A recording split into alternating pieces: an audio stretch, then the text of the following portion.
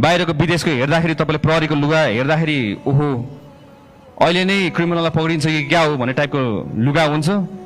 हाम्रो हेऱ्यो उद्रेको लुगा, खुइलेको चुस्ता, च्यातेको boot. We are going to change this, we will be changing this. यसलाई पनि परिवर्तन गर्छौँ हामीले।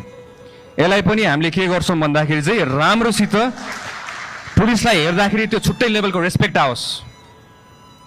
एसटिएफ को पनि मैले हेरिरहेको छु, तपाईँको नर्मल जस्तो देखिरहेको छु मैले। त्यहाँ मेरो अगाडि हिँड्ने टिमहरू पनि अलि हेर्दाखेरि पनि हेरोस्, देखोस् न तपाईँको ओहो एसटिएफ खतरा पुलिसहरू रहेछ। उहाँहरू त फुल्ली ट्रेन्ड, इक्विप्ड।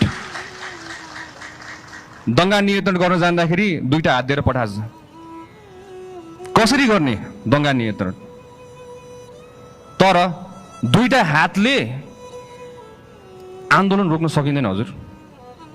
हामीले माथिबाट निर्देशन दिँदै गर्दाखेरि तल्लो दर्जाको हाम्रो कर्मचारीहरूले कति रिस्क बेहोरेर तपाईँको अगाडि उभिनुपर्छ, ज्यान धरापमा राखेर हुनुहुन्छ। At least we need to equip them.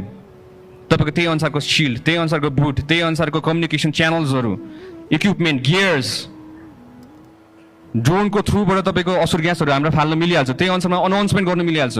This is called modern policing. So will be modernising police in Nepal from now on. अबदेखि हामीले आफ्नो सङ्गठनलाई नयाँ मोडर्न पुलिसिङ भनेर हामीले गर्छौँ, जसमा हामीले प्रविधि, स्रोत साधन सबैको युज गरेर हामीले त्यही अनुसारमा फुल फेजमा ट्रेनिङ दिएर हामीले बल्ल हामीले अगाडि बढाउँछौँ। Without any shield no police is going to go to handle a riot.